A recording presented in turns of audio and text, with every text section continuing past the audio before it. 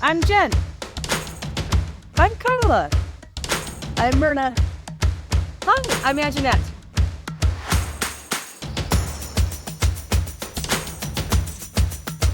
All right. Welcome back to Latter-day Women Warriors. We're so excited to do this discussion today. We're going to talk about one of my favorite things, and that is the United States of America. Oh, yeah. I just love it. And so first we're going to do is we're going to talk a little bit about what our church, the Church of Jesus Christ of Latter-day Saints, believes about the establishment of the United States of America and the Constitution. First, and this comes from one of my favorite apostles, Dallin H. Oaks, I forgot his first name, and his discussion at conference about the Constitution. First of all, let's go to Doctrine and Covenants 101. Verse 77 is where this kind of starts to be talked about. It says, according to the laws and constitution of the people, which I have suffered to be established and should be maintained for the rights and protections of all flesh, according to just and holy principles. And so he's saying, I set this country up. Okay? And then he says in 78, he talks about one of the principles that it's based on, and it's based on moral agency. It says that every man may act in doctrine and principle pertaining to futurity according to the moral agency which I have given unto him, that every man may be accountable for his own sins in the day of judgment. And then he talks about how he just says therefore it is not right that any man should be in bondage one to another. And that's where the church began to understand that slavery was not acceptable unto the Lord. You can hire people to work in your house, but owning them and telling them everything they can do is not acceptable to the Lord. And then in 80 is the last one that we read. It says, and for this purpose have I established the constitution of this land by the hand of wise men whom I raised up unto this very purpose, and redeemed the land by the shedding of blood. And as we understand our history, in pulling away from England, that is absolutely what happened. There was a whole lot of shedding of blood in this country. And then he says that our Constitution of the United States is based on 5 principles.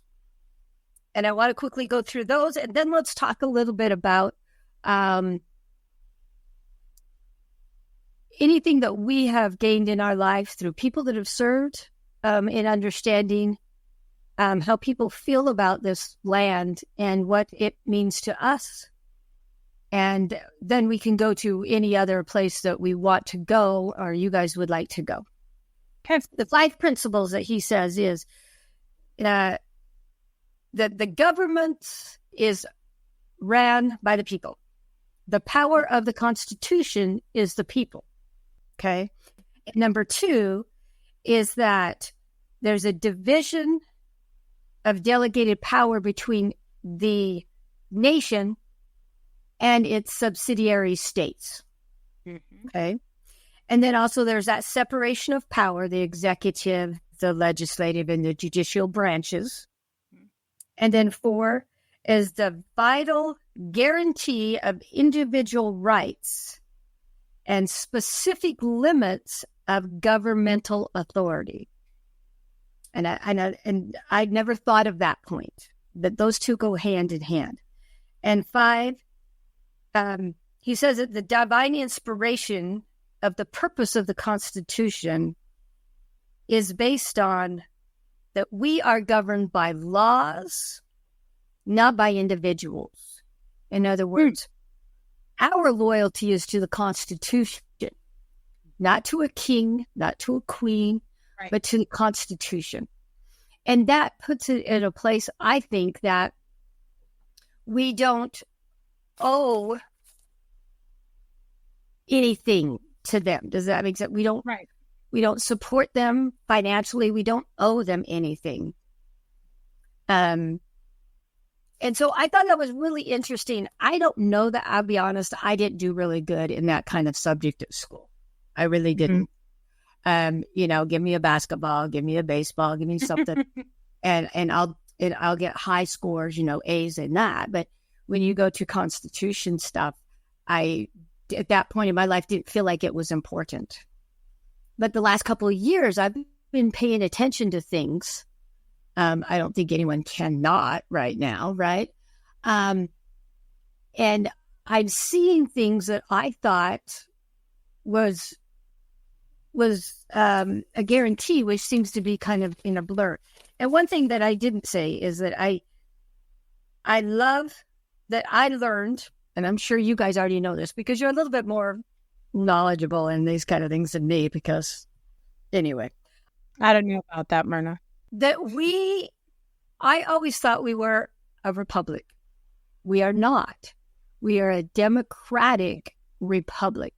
Mm-hmm. Would you explain to me the difference in that? Because I don't really understand.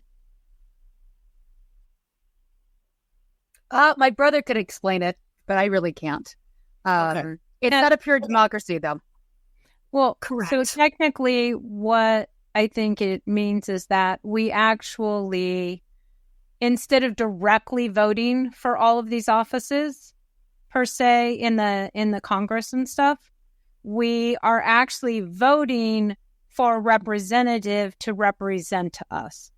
So that is a part of the difference between a democracy and a democratic republic, because we have that representation. Where true democracy is you vote for everything. There would be we'd spend a lot of time at the voting booth. We would spend a lot of time. And so we have a representative type government. Well, one of the beautiful things about the Electoral College is that it's not just the Senate, it's the college as well. So yes, for states that have huge demographics, populations of people, they get their share of votes. But if you go to the smaller states, they get their equal share of the vote in the Electoral College, which it kind of equalizes different viewpoints, different lifestyles, different parts of the country that have different cultures. I think that's really important and beautiful. Yes, Electoral College. For anyone who thinks that we don't need that, shout out. Really do for really do, certain states. Like, come on. Yeah, we don't want California and Florida to run our country. What? I'm living in California. I know you live in California, and you're a good person, but thanks. Myrna, that's so say that. I live in California, and the thing I always tell people is you'd actually be surprised if you looked at the makeup of the way the state votes. All of the heavy voting for liberal policies are in the big areas, but we have a lot of them. The San Francisco area, we have San Diego, and we have LA. So you have the northern, kind of southern, and even more southern. And a lot of the rest of the state actually is more conservative, but nobody really understands that because the policies are so dominated by 3 million people in LA. Yeah, you have large areas that are densely populated that kind of seem to control California. Well, that happens in New York. That happens in parts of Texas, the Austin area. Yeah. It happens so much that the Electoral College desperately is needed to help more equalize that so that the small states, like, they're not just brushed aside. So nice shout out, Anjanette. Yeah. So I did know that. Can I ask a question, Myrna? All of that you read was in the Doctrine and Covenants? Yeah, all that I read of the. I don't know how I missed Yes. some of that. I didn't know how I missed some of that. I need to read the Doctrine and Covenants better in that regard. And I also love that in, we have in 2nd Nephi 1, 7, and 8, it talks about how as long as we are faithful to God, that we will keep this land. And then in 8, it talks about, which I do not even remember this, that the Lord hid this land until he had a people ready. Right. And so I thought that was really interesting to be reminded of that. I know I've read it before, but it didn't like stick into my noggin. But I knew that we had. But one thing that popped in my head when I read that as long as we are faithful to God, I think that one thing that our church kind of is,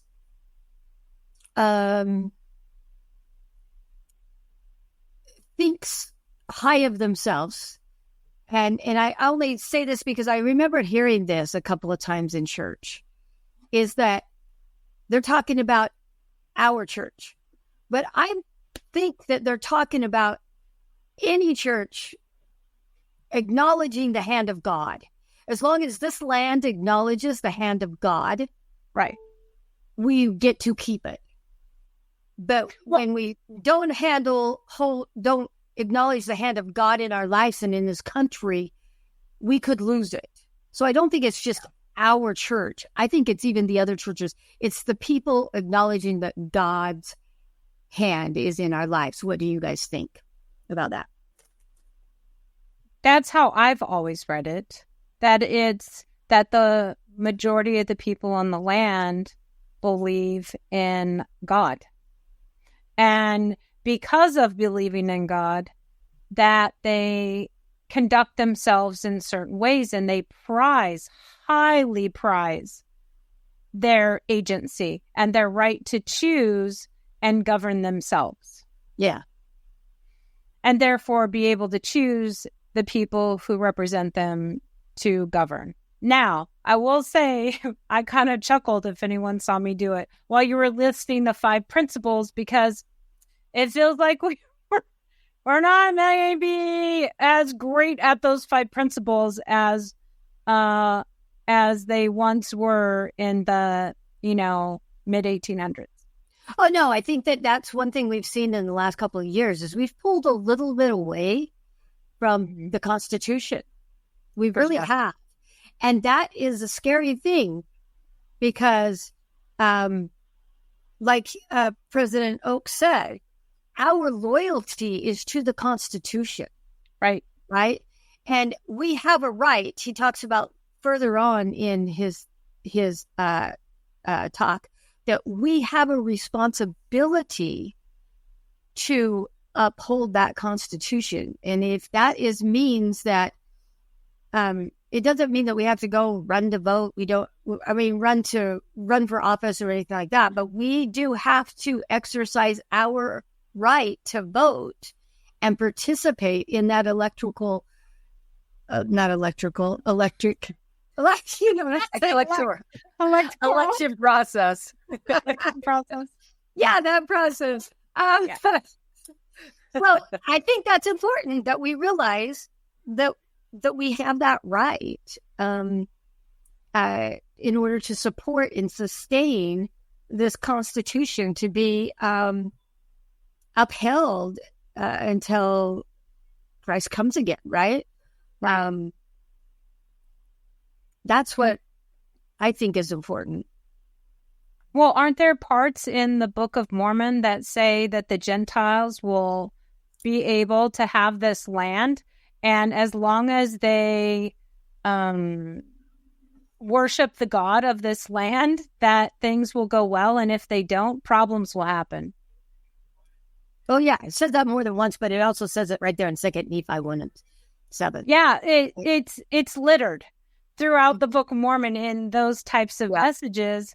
Mm-hmm. And I believe that this is the land that they're talking about. Mm-hmm. And we do have more freedoms than other nations out there. And I'm proud that we have those freedoms. I've watched things where people from other countries talk about their freedom of speech being censored, that they can't say things because certain things harm individuals. And here in the U.S., we want public debate, or at least we used to. We're trying. I think it's coming back.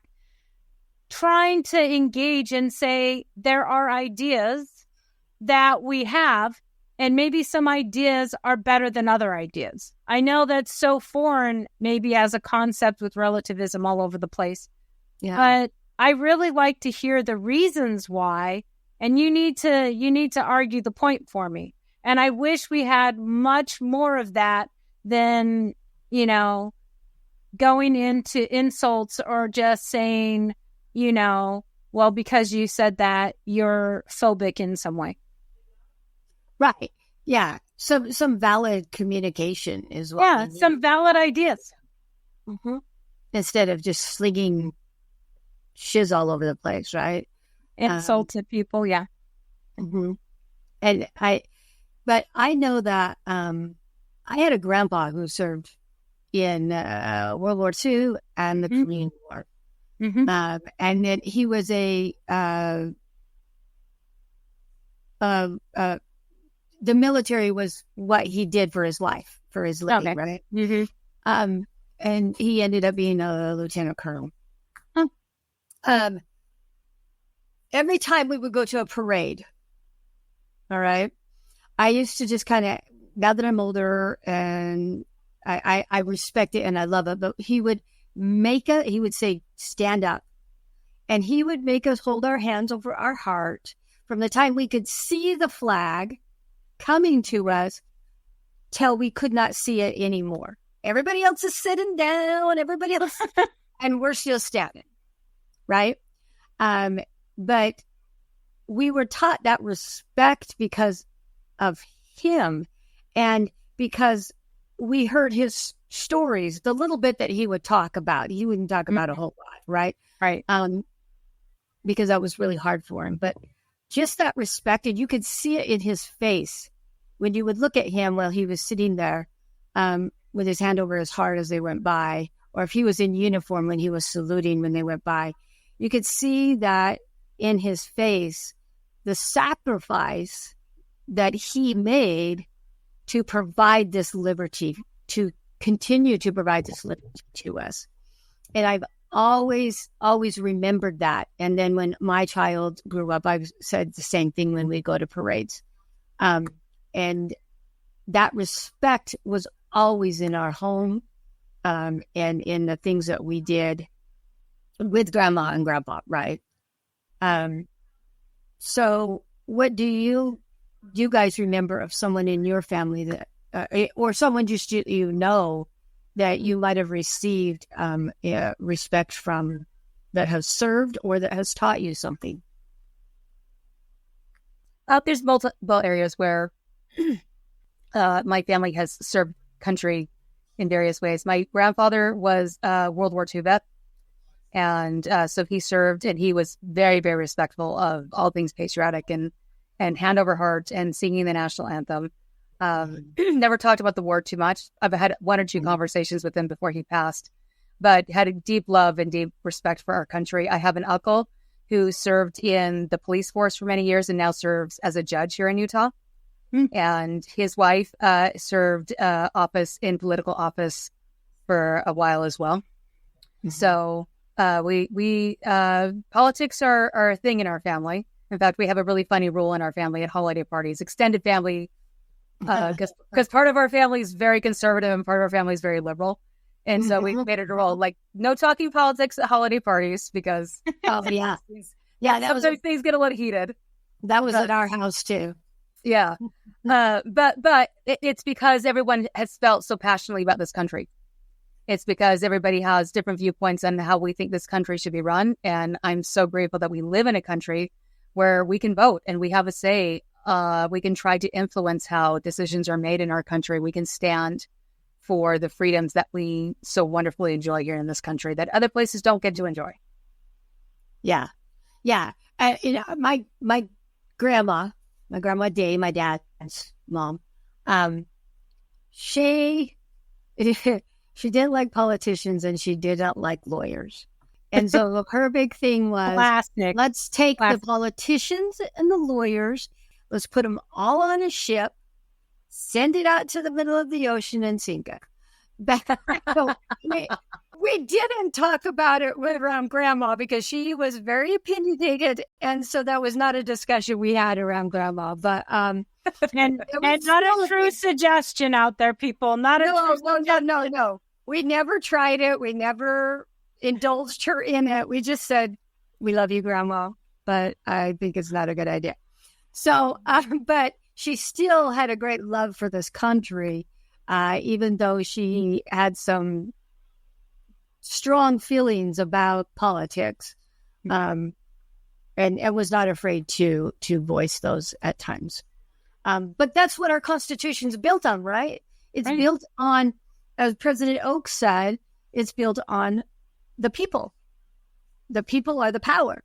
And if we sit back and don't do anything, I think we see what we have been seeing in the last probably 3-4 years, the corruption that has occurred in politics at the highest level, because we have sat back and just let it happen, right?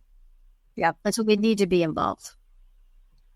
Agreed. For me, I actually come from a long line of people in the military.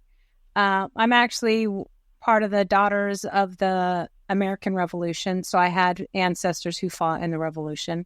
I've had ancestors fight in all of the wars. My dad was in the Korean conflict, and I have a half-brother and half-sister who served in the National Guard. My own husband serves as a civilian for the Department of Defense. Mm-hmm. And so there's always a passion about the freedoms that all of that fighting has really afforded me. It's come down to me, and if I'm apathetic about it, of not voting, then it's on me. It's on me for not taking the time to do my civic duty, which it seems like when I was growing up, because I'm in my late 40s, it just seems that when I was growing up in my teen years and stuff, people were somewhat excited, like, oh, when I turn 18, oh yeah, I get to vote. When the men turn 18, they're supposed to sign up for the draft. Enroll. And I don't know, there was just something to the way that it was all talked about, having the ROTC programs on high school campuses and those types of things. You saw such dedication, and I tended to see better students because they were focused on something bigger than themselves. Mm-hmm. Mm-hmm. And I think that idea and that kind of mentality is getting a little lost, that people are not speaking out as much because they're afraid they're going to get canceled.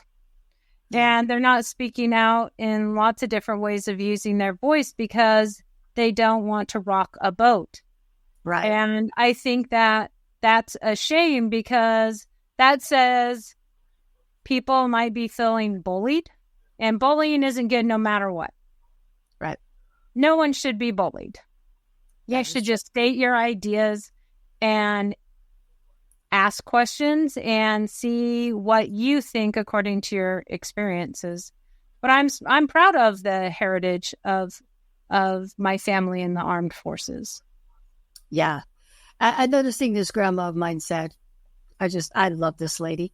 She said, if you don't vote, you don't have a right to complain either. Absolutely. Absolutely. Your grandma. So I always made sure I voted so that I could share my opinion. Complain all you want. You vote, you can complain. It did because you tried, right? You tried. Right, you tried to right the ship the way you see it needs to be righted, right? Yeah. It doesn't mean that we're all making the correct choice, right? We're making the correct choice according to what we see, right? And I think that's what's important is we need to remember that just because someone else votes different than we do, they are voting according to what they see and what their inner beliefs are. Yeah, we're all different. One thing that President Oaks mentioned is that he says, we need to remember that this country is built on immigrants. Right? Yep. And so we're all different. And that's the beauty of this country is that we are all different, but yet we can still, in some form, the Constitution, come together and hopefully live civilly with each other. You know, even if we don't get our way, even if the person we voted for doesn't get in office for president or for governor or for whatever, we still try to follow the laws the way that we are being asked to do so during that time. And hopefully the next voting, it might go our way. Right. Right. And that's also, remind me, which article of faith is it? We believe in being subject to, I know what you're talking about. I can't find it. Yeah, find it because I cannot remember which. I want to say it's number 8, but I could be totally wrong. Sorry, they were once memorized, and they were once memorized. I apologize for that. I did graduate from primary. I had them all memorized. I promise. Marta just wants to state it for the record. They let me out of primary, so I must have done it. Did you find that, Anjanette? I did. I think it's Article 12 that you're talking about. Yeah. And it says, we believe in being subject to kings, presidents, rulers, magistrates, in obeying, honoring, and sustaining the law. Yeah. Okay. That's 12. That's 12. Okay. Now it's in my brain. I don't know now. But that's what we believe. We believe that we need to live in harmony with those around us. And that's really what that is. I mean, if we live in England, where we have a king, it's the same thing. We believe in being subject to those rulers that make it so that we can live in harmony with each other. Right? And my husband will often tells the story that when he was on his mission, he went to Switzerland, German speaking. And over there during his mission, you could only have an 18-month visa in the Switzerland country. And so his mission president, the new one who came in, kind of had to right the ship a little bit because maybe the other mission president wasn't as strict on that. And when the new guy came in, he's like, no, we have to be obeying the laws of the land. And they went ahead and struck a deal. And so every missionary after 18 months, there was a small space in Germany that was connected to Switzerland that all of them would serve the last 6 months. Oh, wow. Okay. So that they were able to keep the laws of the land because, you know, members of the church who live in Russia, members of the church who live in Brazil, members of the church who live in Canada, anywhere in this world, all of the laws are slightly different. In fact, I want to say that over in Switzerland at the time, technically, the mission president was considered the president of the Church of Jesus Christ of Latter-day Saints, because according to their laws, that's how it had to be formulated on the paper. Okay. And so you get these things that we never, usually hear about because I don't live in those other countries. But everyone is asked to respect the laws of their land. And I love that as a worldwide church. And I wish I'd love to have people comment below if you're from a different country or were born and raised or exist or you currently live in another country. What is that like for you? I would be curious what that's like to be a member of the church and how that fits in. Yeah, because I have been to El Salvador. Mm-hmm. I have been to Canada. Other than that, I think I probably went across the border of Mexico for a little bit, but other than that, I haven't been out of this country, to be quite honest. But one thing that I remember during the lockdowns, that really, really made me feel very, very thankful that I live in this country is what I watched happen in Canada to the truckers. Absolutely. Right? The government was able to go in and freeze their account. You were able to stop them from buying gas. They were able to completely stop that transportation that was happening, which the country needed, right? They needed the products that the truckers were bringing, and they were holding them hostage because of their belief, right? Their belief that they shouldn't have to do the mask and all the wonderful things that we got the opportunity to do at that time. And I was really grateful that I live where I live. Because the things that I heard, I was like, now I'm not saying that our government wouldn't try to do it, but I was really thankful that there was not a ability to do it without us having some recourse to hopefully keep it from happening. In Canada, that didn't exist. They could just do it, So that was one thing that really, really made me thankful that I live here in the United States as opposed to other countries. Anything else you ladies want to talk about? There's a quote I want to bring up. It's an interesting quote by Erastus Snow, who was a apostle of the Lord. And it's a long quote, so I'm going to kind of cut it down. But he's talking about the lineage of the tribe of Ephraim in this quote. Okay.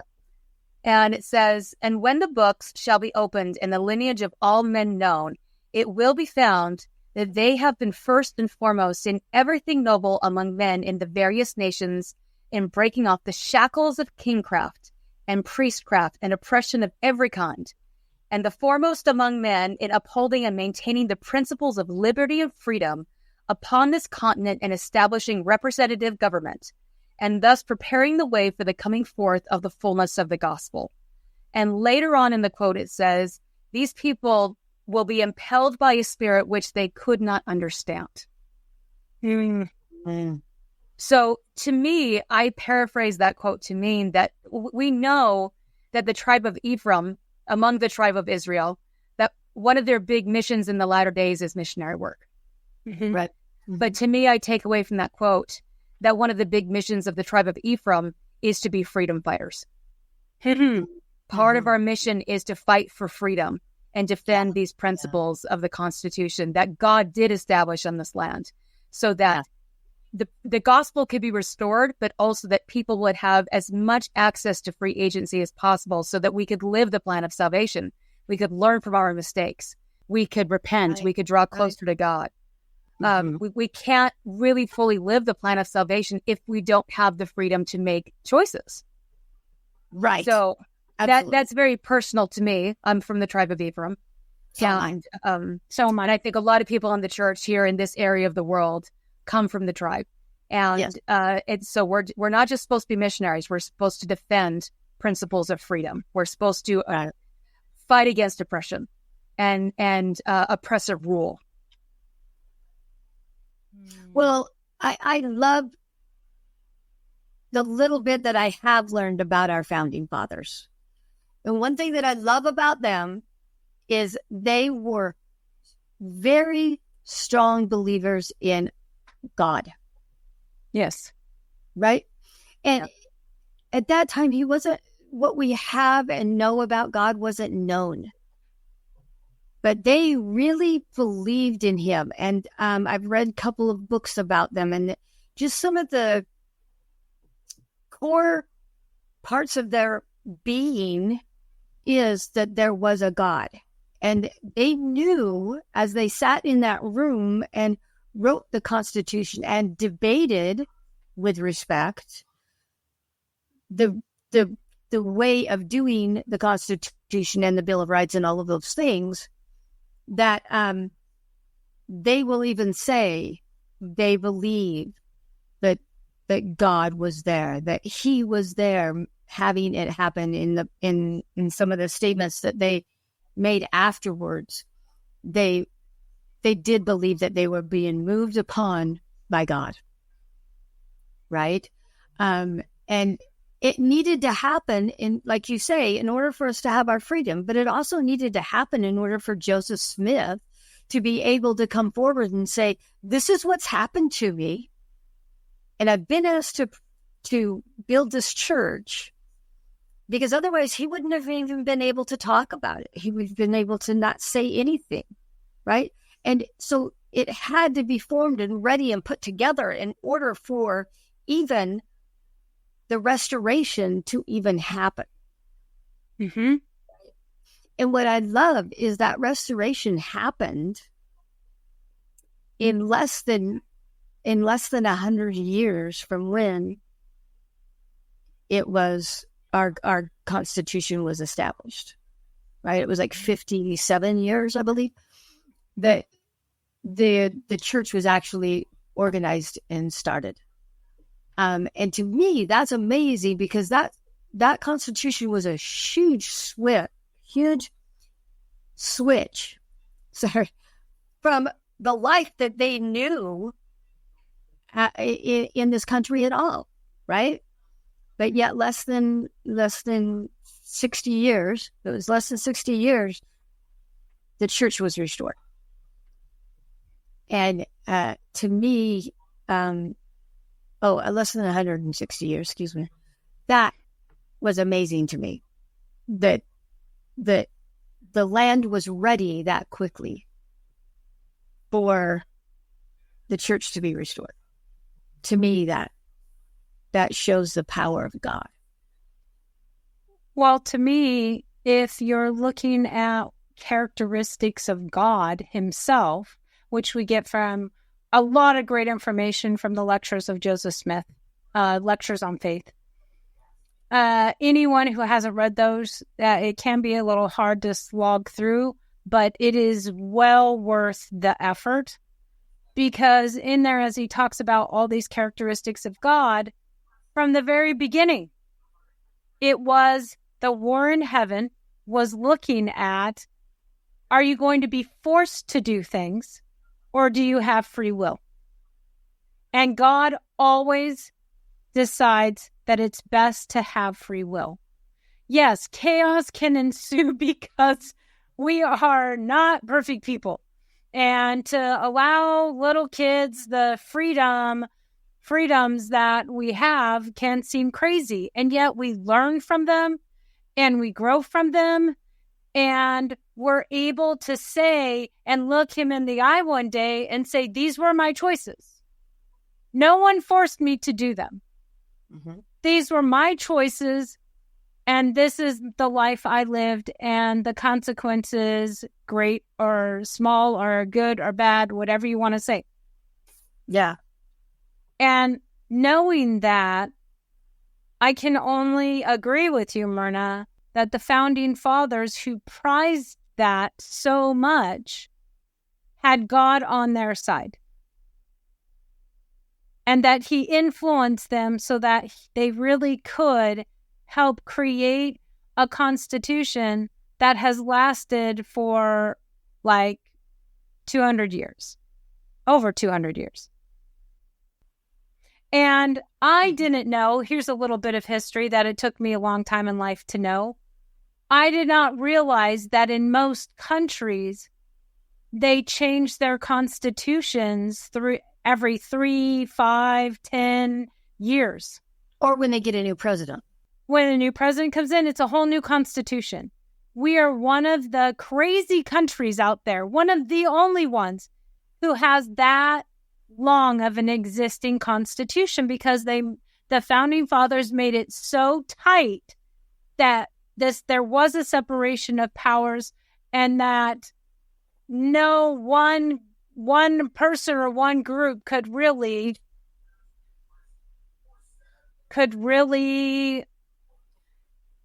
affect that. Right.